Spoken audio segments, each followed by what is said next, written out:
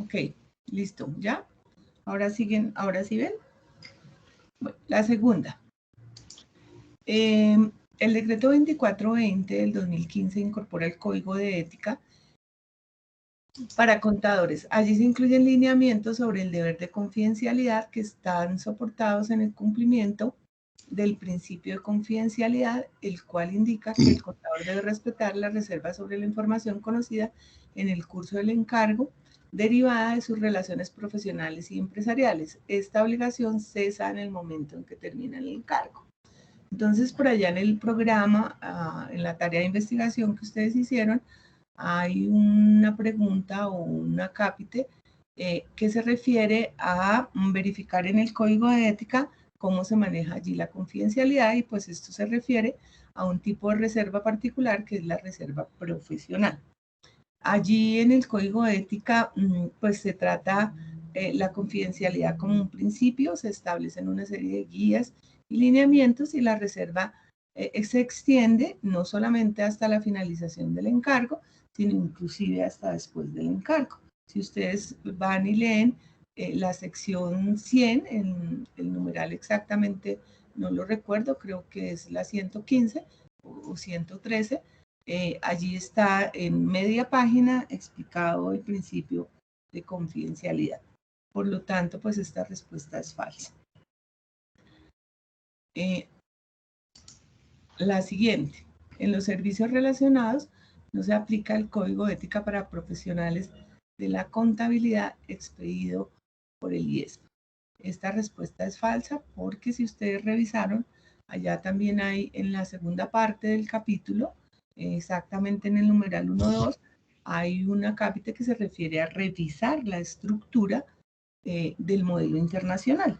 Y esa estructura, si ustedes la revisan, se entiende dentro de la estructura que el Código de Ética para profesionales de la contabilidad le aplica a todos los servicios, digamos que se consideran de aseguramiento y de no aseguramiento, porque pues se espera de los profesionales un comportamiento ético tanto para preparar información como para asegurar información o para hacer otros servicios o otros roles, desempeñar otros roles que estén dentro de la profesión. Entonces, si revisaron la estructura del código de ética, pudieran haber contestado esta pregunta de manera adecuada. Luego hay otra pregunta que también está hacia la finalización del capítulo, en donde hablamos del derecho a informar y el derecho a opinar. Y allí hay un tema específico que se refiere a la solución. ¿Cuál es la solución cuando entran en conflicto el derecho a informar y el derecho a la intimidad? Y allí había que revisar una jurisprudencia en particular que precisa el asunto. Aquí es un ejemplo que, si bien no está relacionado con la profesión, pasa lo mismo cuando nos referimos a asuntos, digamos, contables. ¿Alguien levantó la mano? Bueno, entonces la pregunta decía así: bajo el supuesto en el cual María asiste a una consulta médica, en la cual el médico determina luego de una serie de análisis que, dada la condición de salud de María, podría presentarse una situación de contagio en la comunidad, teniendo en cuenta que entran en conflicto el derecho a la información y el derecho a la intimidad. Para solucionar el conflicto en el caso descrito, ¿cuál de los derechos en conflicto primaría? La respuesta es el derecho a la información, porque cuando está en juego el interés público, es decir, sí, cuando se afecta a un gran número de personas, prima el interés, digamos, público sobre el interés particular. Si hicieron la investigación de manera correcta y revisaron la sentencia de la Corte, pues pudieron haber leído la conclusión, y allí se establece claramente que cuando se afectan los intereses sociales y los intereses de la comunidad, pues prima el derecho a la información. En el caso del contador, como lo explicó el doctor Bermúdez, es un comunicador de información económica, y por ser un comunicador de información económica, pues tiene acceso a información que es privilegiada. Entonces, él puede informar en sus opiniones, en sus dictámenes, en la información que prepara, asuntos que pueden afectar a toda la comunidad, a todos los intereses de los usuarios de esa información. Entonces, por eso está relacionado al tema, pues simplemente quisimos poner un ejemplo pues que fuera más cotidiano. Dentro de la siguiente pregunta, dentro de las condiciones viables y necesarias para una auditoría se encuentran, entre otras, la posibilidad de fijar estándares de responsabilidad o criterios de comparación, la posibilidad de obtener evidencia sobre el asunto objeto de auditoría, la independencia de ausencia de limitaciones sobre las investigaciones y reportes. Todas las anteriores constituyen condiciones de viabilidad de la auditoría. Entonces, nótese que la pregunta pide algunas, no todas. Si revisaron la lectura de Flynn, allí se relacionan 7. Si revisaron el marco de los acuerdos de aseguramiento, allí se relacionan no las mismas 7, pero sí se agrupan en diferentes ítems.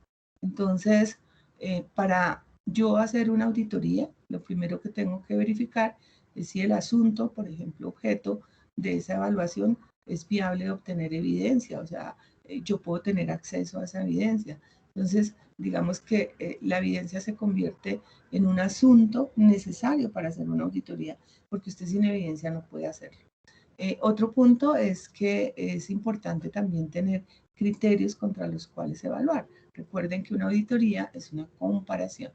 Y por otro lado, pues cuando yo voy a hacer un trabajo de aseguramiento, si no tengo independencia del cliente o tengo limitaciones para rendir mi informe o hacer mi investigación, pues es claro que no voy a poder hacer la auditoría.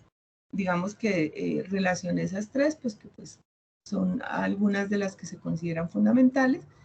No significa esto que las otras no sean fundamentales, pero es necesario que revisen ese punto en la lectura de Flynn y también en el marco conceptual de los acuerdos de aseguramiento.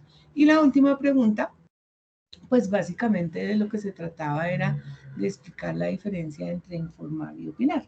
Informar es transmitir una opinión tal cual y como se conoce. La casa es roja, tiene tantos metros cuadrados, describo la casa tal cual es. Opinar significa incluir el juicio sobre esa casa.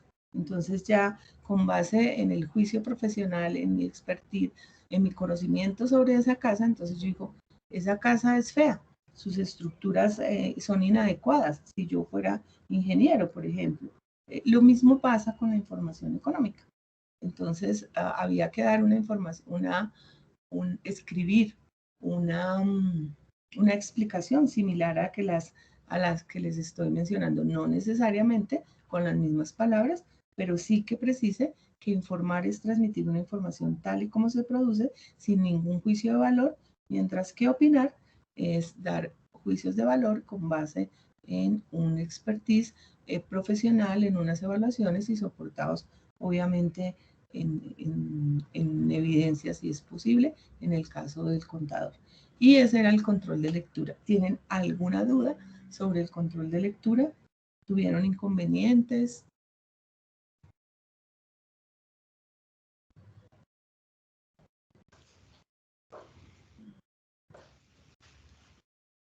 No los oigo. No, señora, todo perfecto. Nos gustaría ver sus opiniones. No obstante, ya nos pasamos 2 minutos del tiempo programado.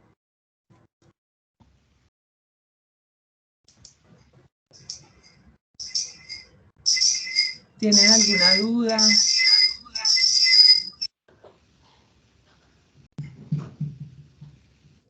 Sí, señora, disculpe, o sea, ese control de lectura están calificadas las preguntas cerradas. ¿Queda pendiente las preguntas abiertas? Sí, señor. La calificación queda pendiente, pues ahí se requiere la intervención del profesor y una vez la calificamos, se la enviamos al correo. Gracias, doctora Rosa. Muy amable.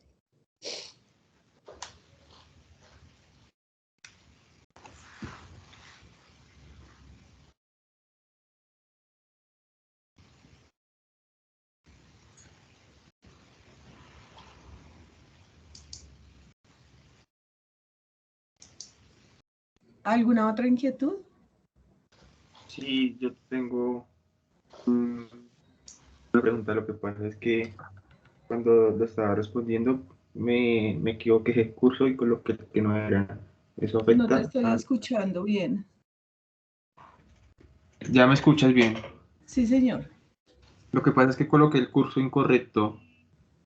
¿Eso me afecta? No, eso no te afecta porque igual nosotros tenemos la relación cuando pasemos la nota. No te preocupes. Vale, gracias. Bueno, entonces, si no hay más preguntas, más inquietudes, ¿estamos ya coordinados con el control de lectura? Luego vamos a hacer un ensayo en la plataforma. Bueno, más tarde, pues para que en el siguiente no tengamos inconvenientes. Pero la mecánica es igual. Abren, solamente que la diferencia es poner una clave adicional. Bueno, si no hay más preguntas, muchas gracias. Y entonces, doctor Bermúdez, lo dejo, le doy la...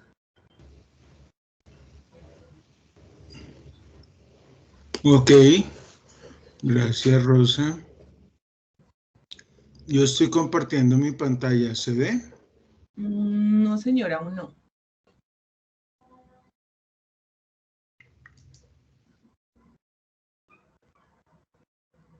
Y ahora,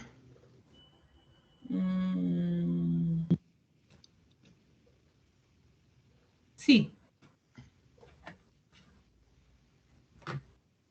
bueno, empezamos por recordar que de acuerdo con nuestra programación, hoy tenemos 3 capítulos para desarrollar: evolución legal y doctrinaria de la institución, clases de revisoría, elección y remoción del revisor fiscal.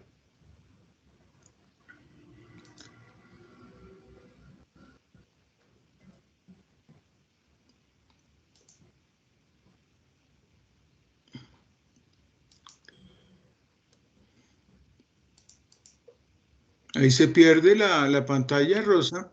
no, señora, ahí está. Solamente que por favor, si le puede ampliar un poquito el programa, porque pues se ve muy chiquito.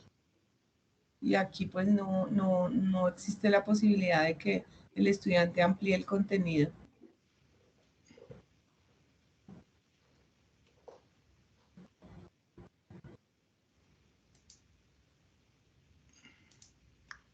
Abajo donde dice 100%, el más, le va dando más ahí.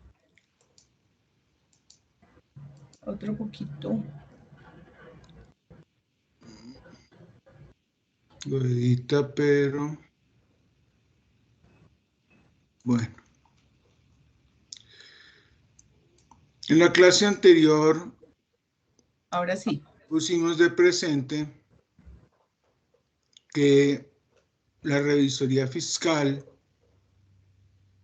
se apoya, se funda sobre la teoría de la información. Y de una vez planteamos que el revisor fiscal es un auditor de la información. Hoy en día, no solo de información financiera, hoy en día también de información no financiera.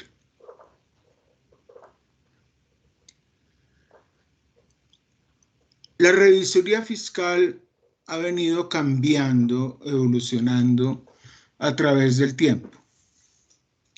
Algunas personas no se dan cuenta de esto. Siguen pensando que la revisoría fiscal es, por ejemplo, exactamente la misma que contempló el Código de Comercio en 1971. No es así. Vamos entonces a hablar de la evolución legal y doctrinaria de la institución. para los que ya no recuerdan, las fuentes del derecho son la ley, la costumbre, la jurisprudencia y la doctrina. La doctrina son las opiniones de los funcionarios del Estado o de los particulares con relación a las instituciones jurídicas. Entonces, cuando decimos evolución legal y doctrinaria, nos estamos refiriendo a los cambios en la ley y a los cambios en la doctrina que ha habido respecto de la revisoría fiscal. El primer tema es el origen de la revisoría fiscal. Algunos piensan que la revisoría fiscal se inventó en Colombia. Esa es una afirmación errada. La revisoría fiscal es realmente la forma colombiana de llevar a cabo auditorías obligatorias, auditorías legales, auditorías estatutarias al interior de una entidad. Como en muchos países, nosotros empezamos con las sociedades comerciales.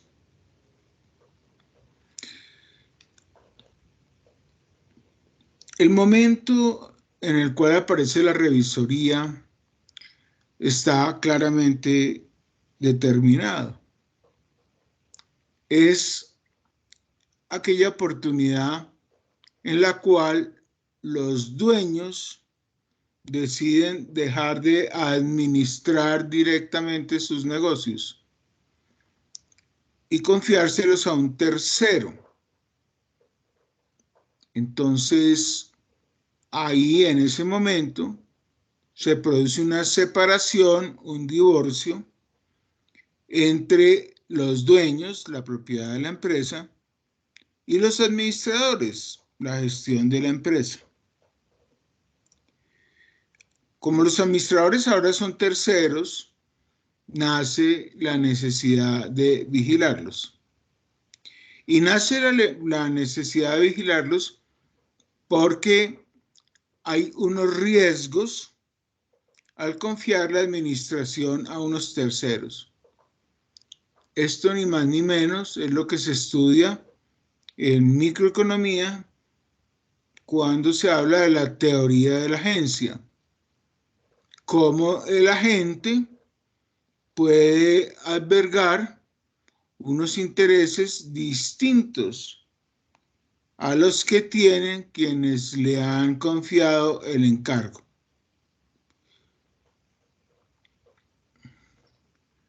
Para evitar eso, entonces aparece un vigilante con el fin de que con su labor disminuya las posibilidades de que el agente beneficie a terceros. Al nombrarse un auditor estatutario, un revisor fiscal, las personas de una organización tienden a comportarse de una manera más correcta. Esta es, ni más ni menos, la responsabilización de la que habla David Flynn. Ya autores anteriores habían planteado eso, como César Vivante a principios del siglo XX.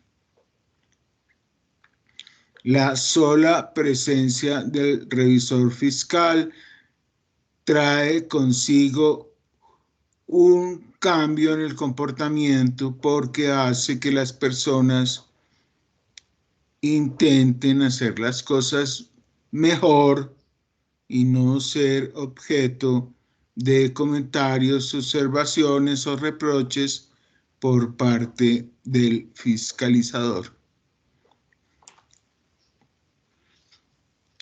La investigación histórica,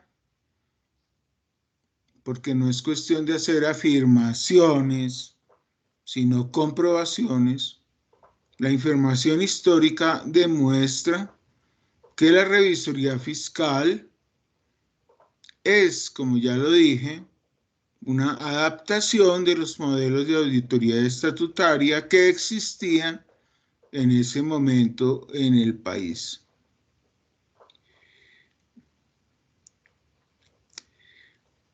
Algunos autores sostienen que la revisoría fiscal es una forma de control, una palabra que tiene varios significados. Pero no puede entenderse que los revisores fiscales están asumiendo la tarea administrativa de controlar, porque bien sabemos, cuando yo controlo ya no soy competente para fiscalizar lo mismo que yo ya he hecho. Ahí aparece un conflicto de autorrevisión y ese problema disminuye la confianza que se puede depositar en el revisor fiscal. Por eso no compartimos la llamada tesis del origen latino de la revisoría fiscal. Además, en la época de los romanos no existían sociedades comerciales como las conocemos hoy. De manera que no puede decirse que allá nació el sistema de inspección y vigilancia de las sociedades. Y no debe confundirse la historia del control estatal con la historia de la revisoría fiscal. Es verdad que por mucho tiempo existió primero el control estatal, eso es verdad. Finalmente, la ley tomó la decisión de mantener el control estatal y crear obligatoriamente una auditoría estatutaria.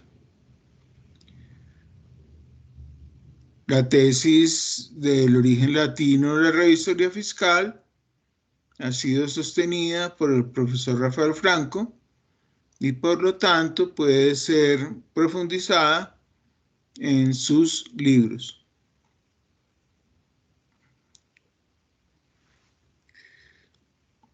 Si uno acude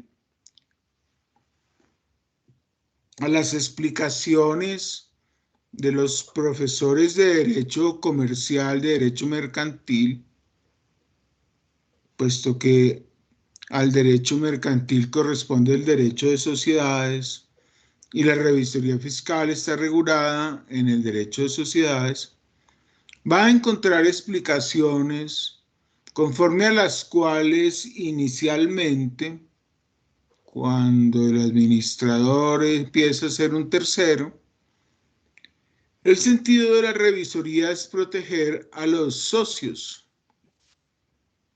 Pero esto empieza a cambiar cuando la ley determina que el revisor fiscal debe proteger el cumplimiento de los estatutos de la compañía. Entonces empieza a haber una protección de cara a la sociedad. Puede que usted sea dueño, pero si usted no respeta los estatutos, pues no puede hacer lo que pretende hacer. Y finalmente, movimiento que empieza a finales del siglo XX, las auditorías estatutarias ya no son instrumentos de defensa de los socios o de las sociedades, sino ante todo son instrumentos para aumentar o en su caso disminuir la confianza que el público puede depositar sobre la información. como el inversionista o el futuro inversionista puede no tener acceso a la información protegida por el derecho a la intimidad, por la reserva de los libros y papeles, entonces es necesario cambiar la manera de pensar para, a través de un funcionario llamado revisor fiscal, brindarle a esas personas una garantía sobre la confiabilidad de la información que se les entrega. El revisor es el que va y examina, el revisor es el que informa, y los terceros pues se vienen a apoyar en lo que dice el revisor.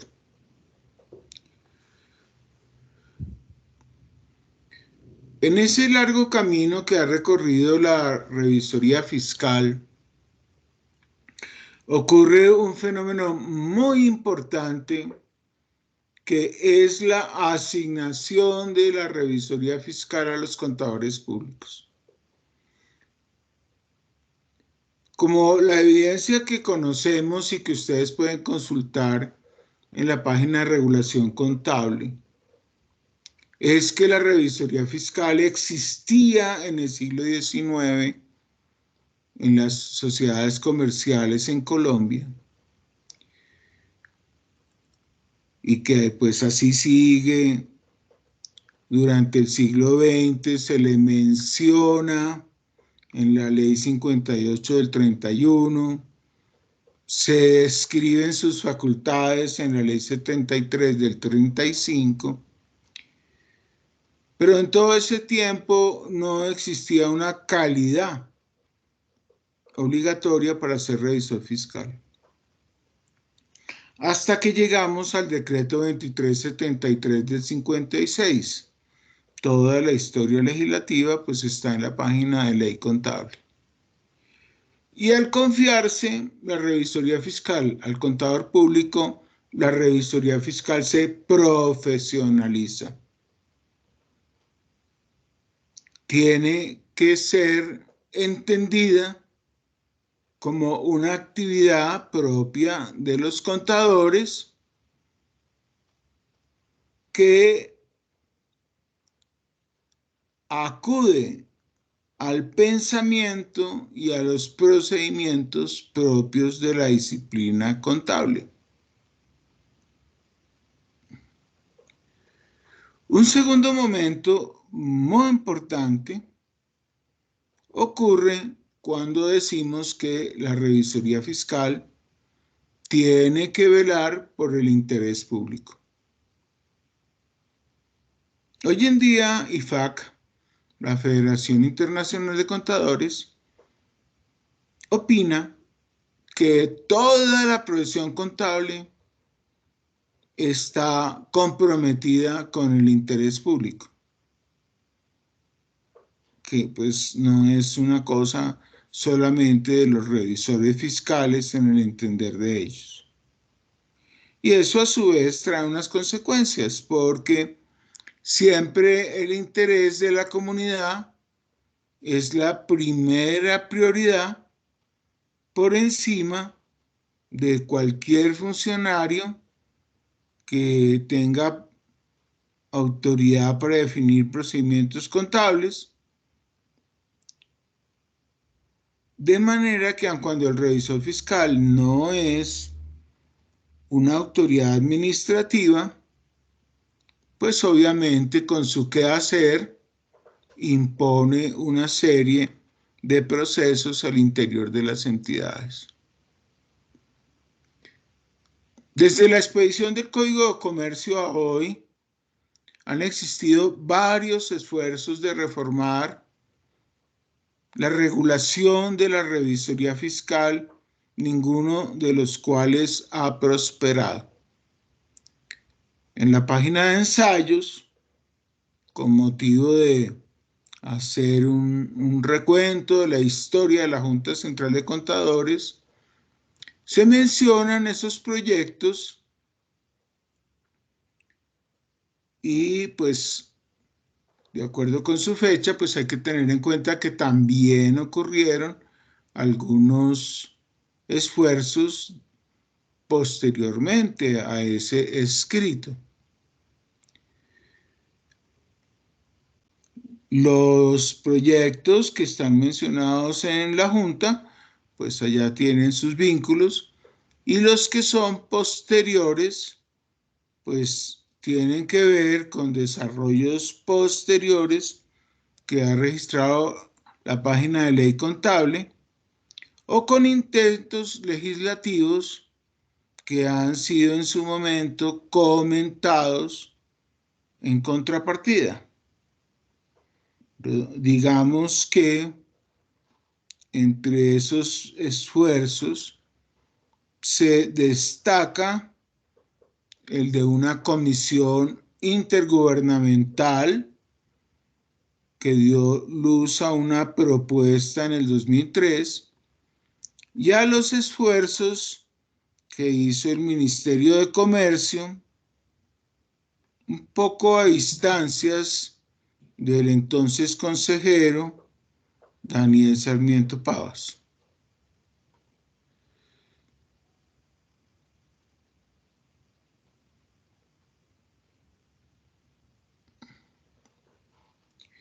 El punto 2.3 del programa nos llama a repasar la historia legislativa de la revisoría fiscal. Por ejemplo, en ideas para hacer un marco de conceptos de la revisoría fiscal, una lectura obligatoria, pues ahí está presentada de manera apretada una historia de la revisoría fiscal. Obviamente hasta el año en que se escribe ese artículo. Hay que usar otras fuentes para los años más recientes. Esa historia va mostrando una gran cantidad de eventos. El aumento de los revisores fiscales, sobre todo al llevarlo al grupo de las entidades sin ánimo de lucro, es decir, sacando la revisoría fiscal de las sociedades comerciales, y va llevando a la aparición de unas tesis de los funcionarios públicos que van poco a poco desvirtuando la revisoría al cambiarle su enfoque. Para los funcionarios públicos, la revisoría es ante todo un auxiliar del Estado. Para quienes ejercen la revisoría fiscal, esa afirmación no es adecuada, no es correcta. Pero se siguen en las dificultades.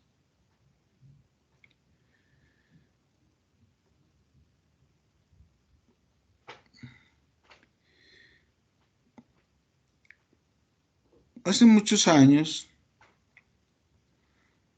intentamos hacer una interpretación de la revisoría fiscal desde la posición de los contadores. Todas las interpretaciones que se conocían por entonces eran hechas por abogados, quienes se limitaban precisamente a dar una visión interpretativa de la legislación contenida sobre la revisoría fiscal en el Código de Comercio. Pero cuando nosotros empezamos a mirar las cosas desde la posición de los contadores, pues empezamos a pensar de unas maneras diferentes. En primer lugar, observamos que la revisoría fiscal tiene que realizar una auditoría financiera y que esa auditoría financiera tiene unos procedimientos que están relacionados con los sistemas de información, especialmente los computarizados. Observamos también que esa auditoría financiera tiene que ver con el control interno, con el cumplimiento de las normas legales, tiene un cruce con la contabilidad y la auditoría tributaria, puesto que los revisores fiscales en Colombia son responsables de firmar las declaraciones tributarias. Y vemos finalmente cómo esa revisoría fiscal se involucra con los temas del medio ambiente, porque, a ver, ¿qué pasó acá? Pues se perdió la pantalla, ¿cierto? Sí, sí. A ver, ¿dónde está ese artículo?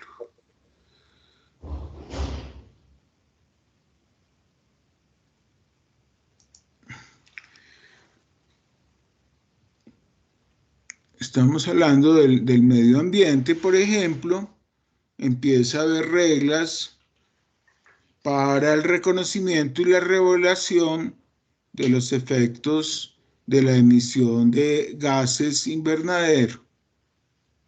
Entonces llegan a la empresa y consecuentemente al examen del revisor fiscal el cumplimiento de las buenas prácticas en materia del cuidado del planeta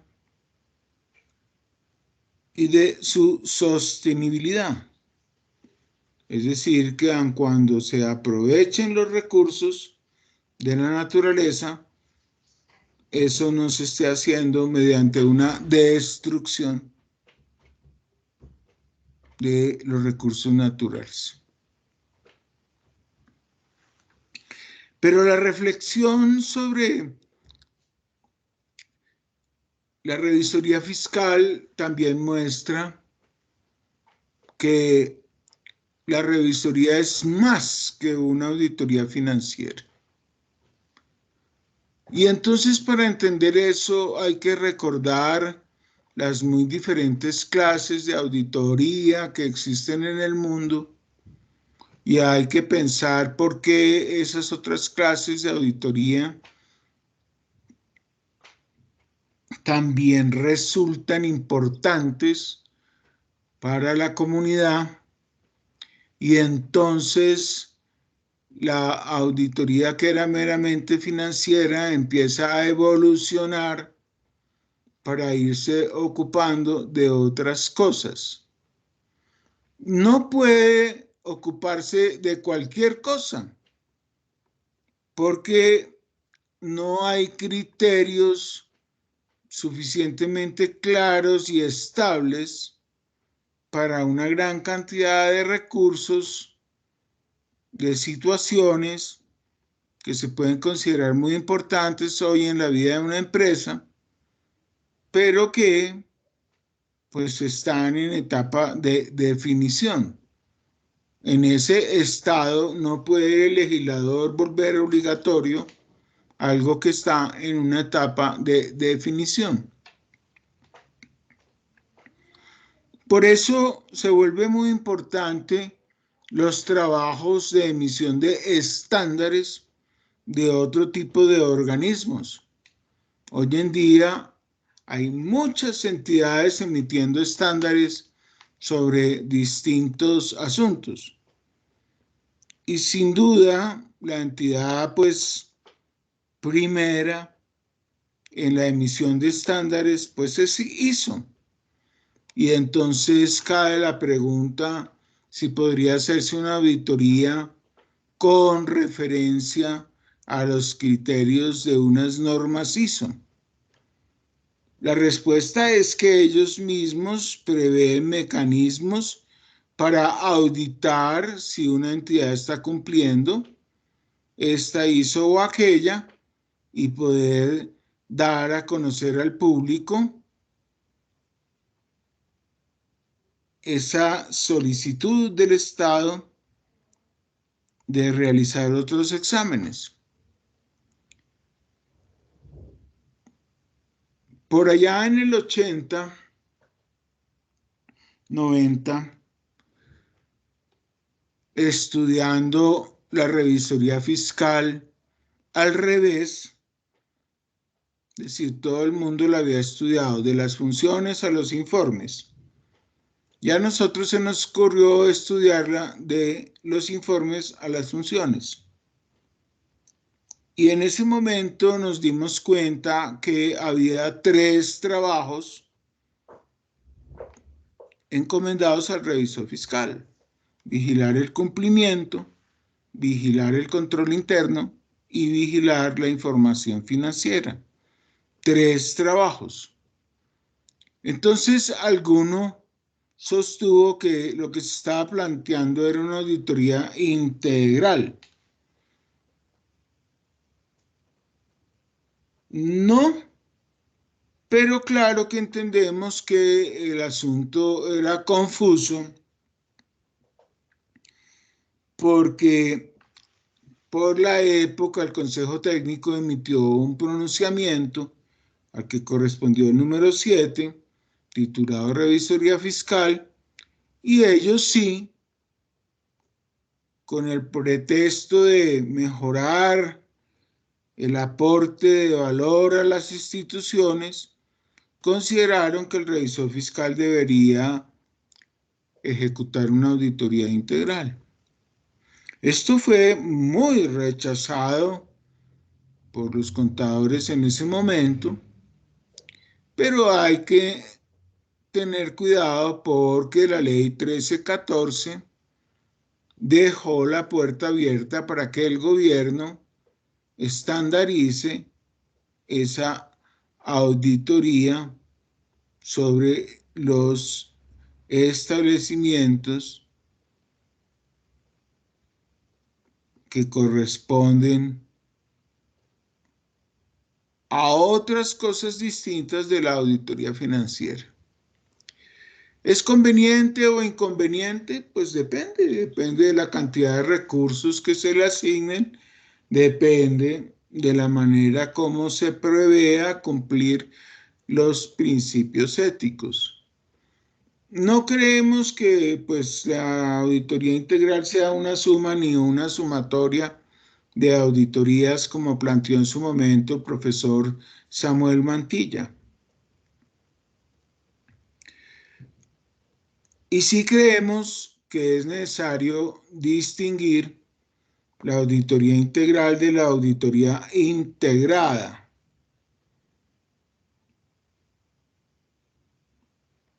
En tiempos inmediatamente anteriores a la ley SOS, varias firmas de contadores estaban ofreciendo que podrían realizar al mismo tiempo auditorías financieras y auditorías de control interno, estableciéndose una rebaja en los costos por la integración de las auditorías y haciendo que ambas auditorías pues se consideraran independientes por el hecho de no pertenecer a la entidad objeto de examen y de opinión.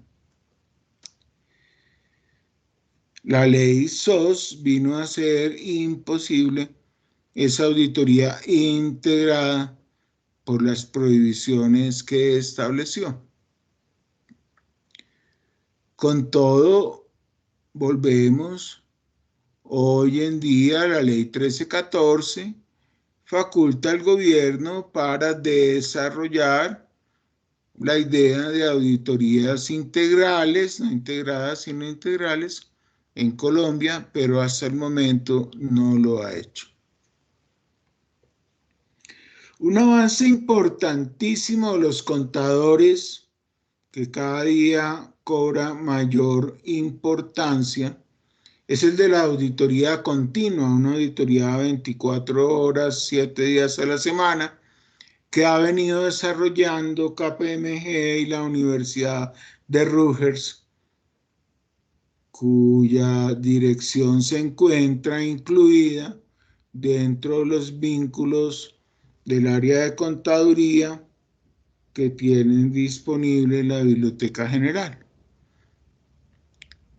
Cuando las empresas lleguen a ser 100% electrónicas, pues cabrá practicar una auditoría continua que, como continua, será diferentísima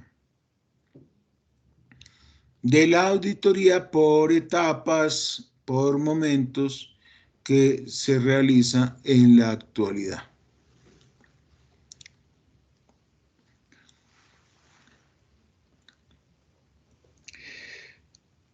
La revisoría fiscal siempre ha estado asociada con la auditoría. Aun cuando en algún momento se usara la expresión interventoría de cuentas,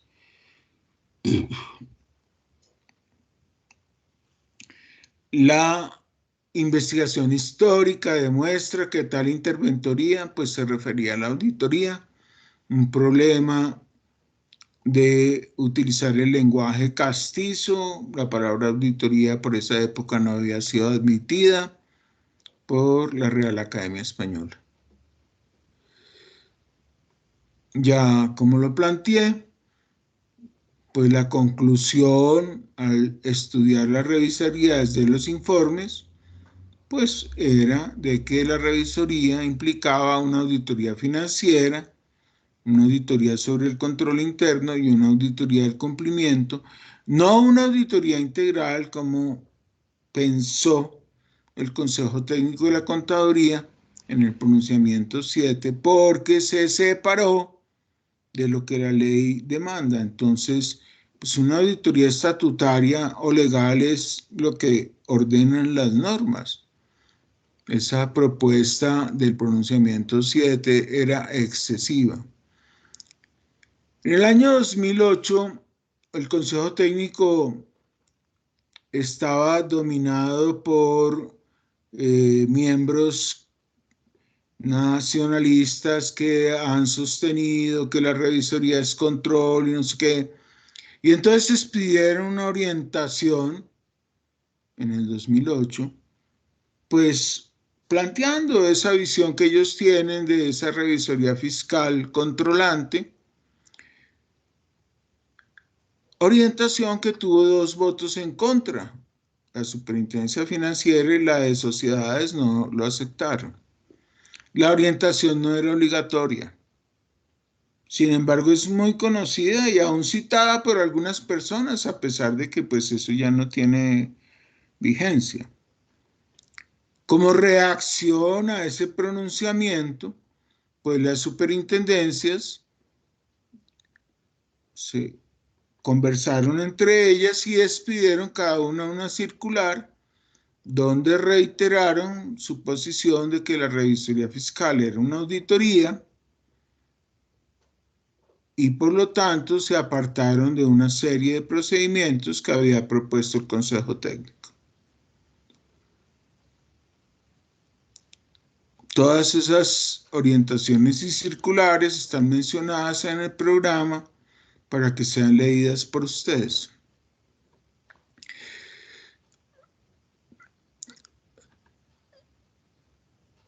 Lo cierto es que desde 1979 el lenguaje cambió.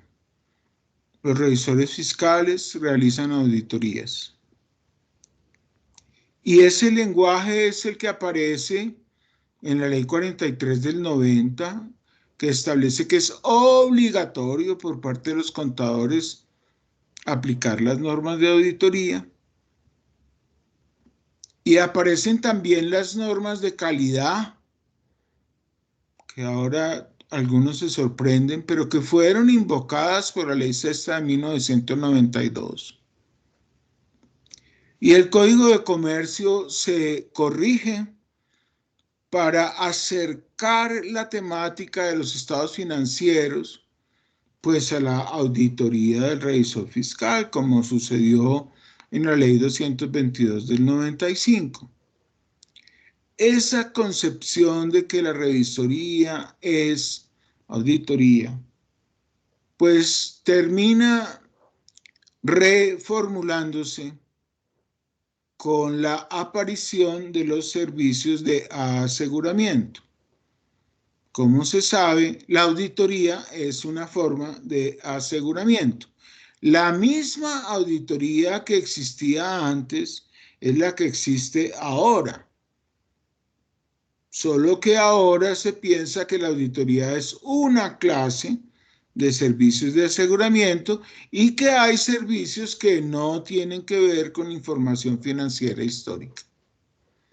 Y eso es lo que plantea la Ley 1314 y los decretos que se han expedido con desarrollo en esa ley.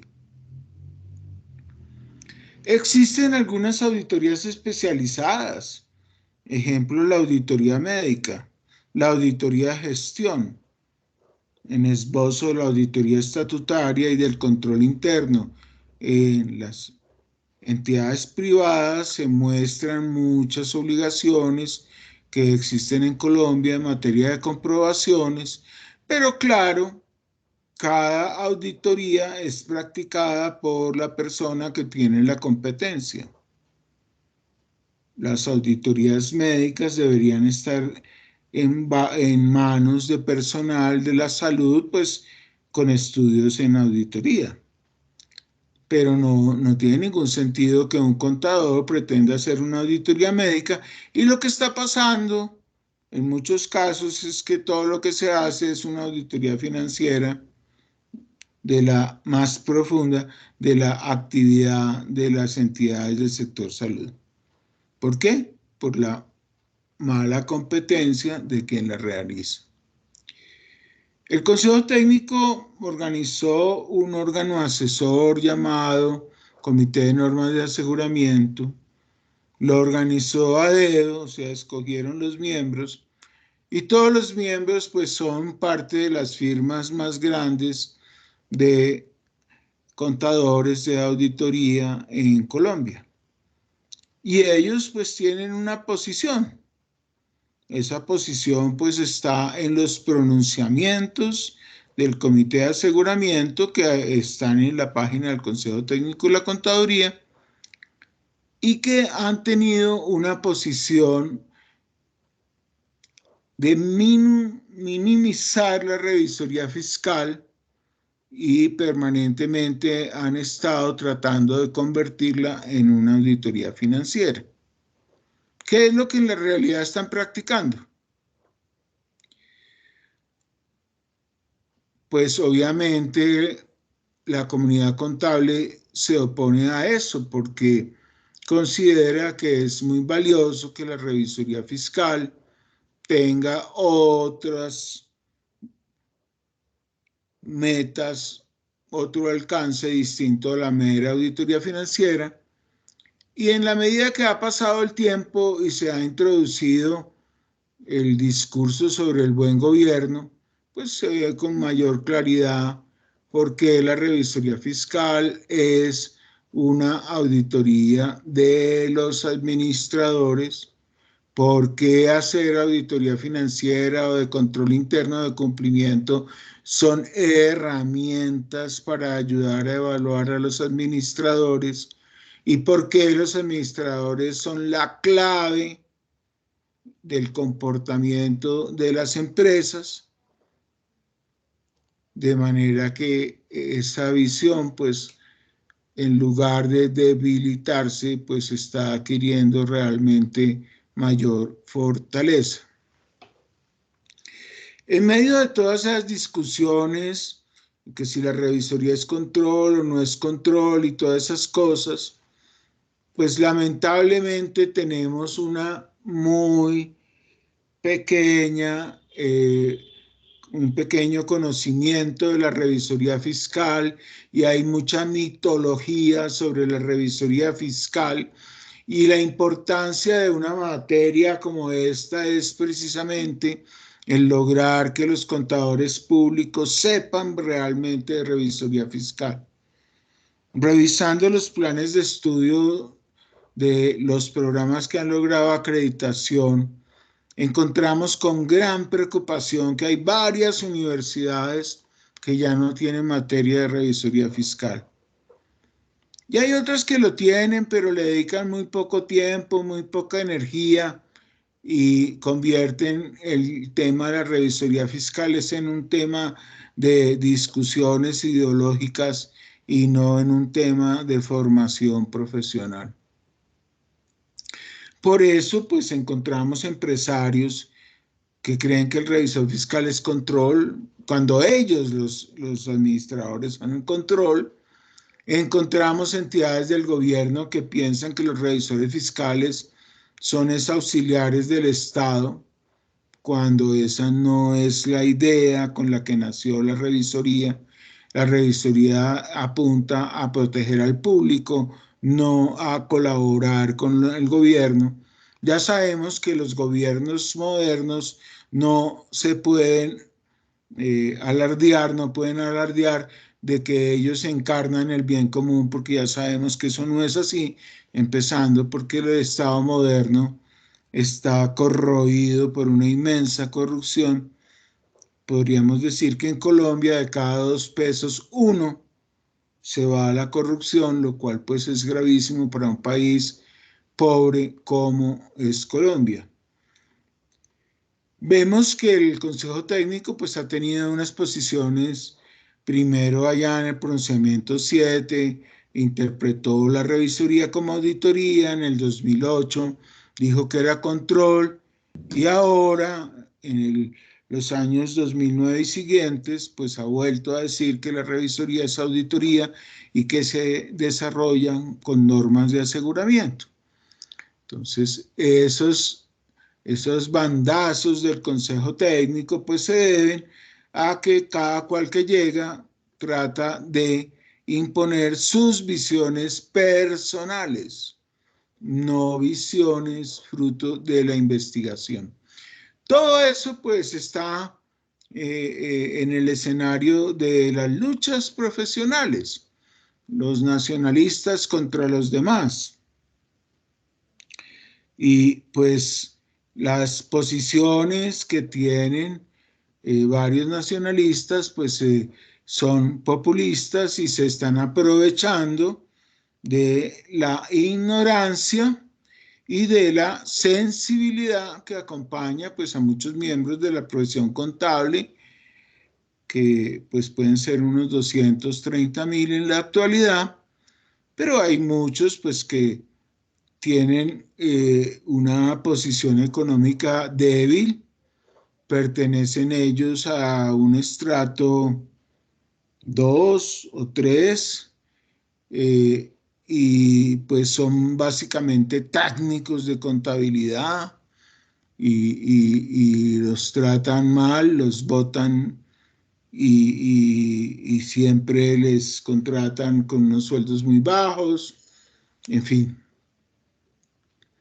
Entonces, pues todo ese debate confunde a los propios contadores y confunde a los empresarios y confunde al público en general.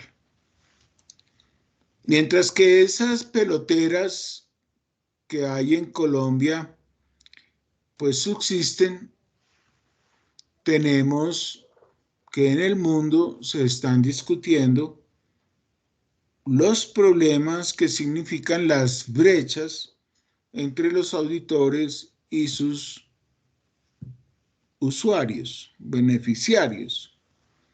Primero, la muy conocida brecha de expectativas, conforme a la cual el público espera una cosa distinta de la que le brinda el auditor, y más recientemente se ha venido a hablar de la brecha de informaciones para decir que los revisores, los auditores saben muchas cosas que no le cuentan al público. Doctor, ¿qué puedo interrumpirlo? Es que hay un compañerito que tiene la mano levantada. desde hace rato. A ver. Don Yesid. Sí, señor, buenos días, profe. Una pregunta, cuando estaba comentando acerca de que en las ¿Usted tiene universidades... su cámara prendida? Sí, señor. ¿Puede hacer el favor de levantar la mano para yo identificarlo? Ok, muchas gracias. Ya, tranquilo, ya. Listo. Dime. Cuando comentaba, doctor, sobre las universidades que estaban quitando dentro de su plan de estudio la revisoría fiscal, la pregunta surge es, ¿qué motivos llevan a las universidades o a estas universidades a quitar esta parte de la profesión contable de sus programas, sabiendo la importancia que tiene? No, yo no le puedo hablar a nombre de ninguna universidad. Yo lo que veo es que hay una interpretación de que la revisoría fiscal no es verdaderamente un oficio propiamente contable, a pesar de lo que diga la ley 43 del 90. Y yo lo que veo es que se está dando por sentado que con otros conocimientos ya se podría satisfacer la revisoría fiscal. Y así como unos la han quitado, otros la han vuelto chiquita, otros la volvieron materia optativa. Por lo tanto, pues solo algunos estudiantes la estudian. Nosotros hemos venido comprobando hace muchos años que el programa de revisoría fiscal de la Javeriana pues es una cosa distintísima a lo que se plantea en otras universidades. Varias veces nos piden que si se homologan los estudios hechos en otras universidades sobre revisoría fiscal, y cuando le piden concepto a cualquier profesor, no a nosotros, pues las diferencias de los programas son inmensas. Porque pues si uno le va a dedicar un pequeñísimo espacio a la cosa, pues entonces simplemente la simplifica y ya nosotros explicamos que tenemos la visión contraria. Que a pesar de lo dura que pueda resultar, hay que tratar que los estudiantes tengan una visión amplia de la revisoría fiscal. Y porque para nosotros es un problema ético. No podemos graduar estudiantes y dar a entender a la comunidad que están preparados para ejercer la revisoría fiscal si no la han estudiado. Parece que pues hay varias universidades que no están viendo el tema de esa forma, pero pues hay que tener mucho cuidado y hay que advertirle a la comunidad de ese tipo de cosas. No, tocaría que uno se pusiera a estudiar las justificaciones de los planes de estudios de las distintas universidades para poder saber qué fue lo que razonaron en su momento para eliminar la materia de revisoría fiscal. Pero no es el único caso en el que hay dudas sobre lo que estamos haciendo. Hay planes de estudio con unas áreas de contabilidad administrativa y de aseguramiento supremamente pequeñas. Hay una falta de energía inmensa en el área de sistemas de información. Las normas de el IASB, o sea, el Comité Internacional de Normas de Educación para Contadores, plantean que la enseñanza de pregrado debe atender a 12 áreas y pues lo que se ve en Colombia es que se atienden 5 áreas de 12 y las otras pues hay una materia, planteamientos que de repente son muy generalizados. Entonces, pues eso es lo que ha hecho que nosotros en contrapartida repetimos y repetimos que les otorgan títulos de profesionales en contaduría, pero que en realidad los están formando como técnicos. Y eso le puede molestar a más de uno y puede enardecer a otros, en fin. Pero es que si no nos hablamos claro y no ponemos los puntos sobre las is, no vamos a poder mejorar.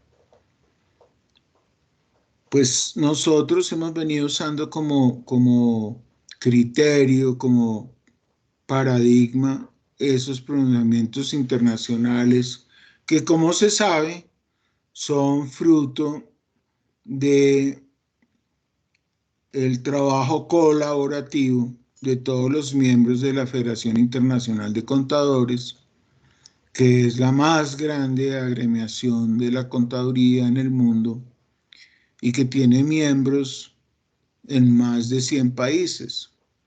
Entonces, pues creemos que esa voz de ese colectivo pues se lleva por delante cualquier otra expresión, muchas veces no solo minoritaria, sino, como ya lo dije, ideológica, no científica. Pero si los propios contadores dicen que hay que estudiar 12 cosas para ser buen contador, ¿quiénes somos los demás para decir que no? Si es que los contadores son los que están diciendo que así debe ser. Entonces, teniendo ese paradigma es que podemos hacer estas críticas que estábamos planteando. ¿Listo? Sí, señor, muchas gracias. Bueno.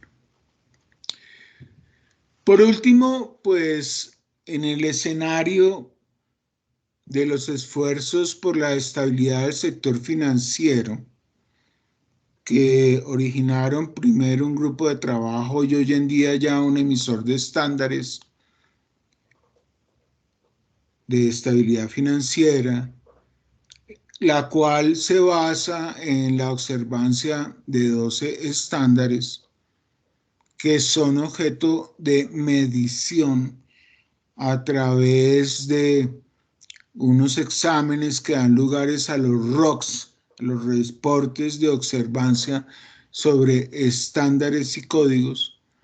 Entonces, pues es necesario que tengamos en cuenta que Colombia fue objeto de un examen y dio lugar a un ROCs, que está pues debidamente publicado, en el cual pues la nota del país fue muy baja. Se podría pensar, anticipándose, que el país ha mejorado en la situación que el ROCs encontró y pues hay una expectativa por ver cuál puede ser el pronunciamiento de la nueva misión de evaluación encargada de emitir un nuevo ROCs que acaba de suceder este año en el país, a ver si la nota tan baja por lo menos ha logrado subir. Hay muchas dificultades porque la contabilidad y el aseguramiento no cambian por el hecho de que yo despida normas. Eso cambia cuando los contadores cambian. Y hay muchísimos contadores que siguen desconociendo las normas de contabilidad, de información financiera y de aseguramiento. En parte apoyados por ese canto de sirena del sector nacionalista que dice que esas normas no deben ser admitidas en Colombia. Ellos en realidad están llamando al desobedecimiento de la ley. Pero es que el problema es que sus bases científicas para descalificar el ordenamiento emergente en Colombia no son tales. Otra vez los discursos son ideológicos. Pues hay personas que no les gusta el capitalismo, están en todo su derecho a que no les guste el capitalismo, y está muy claro que el capitalismo llevado al extremo, ¿sí?, es un planteamiento inadmisible porque se lleva por delante los derechos humanos. Entonces, pues hay que tener una posición media. Nosotros, pues, no somos socialistas, pero sí, como Pontificia Universidad Javeriana, pues nos adherimos a la doctrina social de la Iglesia, la cual expresa con claridad cómo el capitalismo puede ser una herramienta de desarrollo de la humanidad, pero que debe mantenerse dentro de un nivel, dentro de un grado, porque le es necesario respetar los demás derechos humanos que tienen las personas. Entonces ustedes oyen al Papa Francisco casi que cada semana está hablando de que no está de acuerdo con la economía del descarte, que no está de acuerdo con una economía que promueve la desigualdad, que no está de acuerdo con una economía en la cual unos se enriquecen y otros se empobrecen. Bueno, todo eso es la doctrina social de la Iglesia y evidentemente no puede llevarse el capitalismo a ese nivel y mucho menos caer en la trampa de que yo con la mano derecha muestro una cara de responsabilidad social, pero con la izquierda sigo haciendo lo que se supone no se debe hacer. Bien, vamos a descansar hasta las 9 de la mañana para continuar posteriormente a esa hora con el capítulo siguiente del programa. ¿Listos? Listo, profe. Rosa, detener la grabación para que no grabe media hora de descanso. Sí, ya las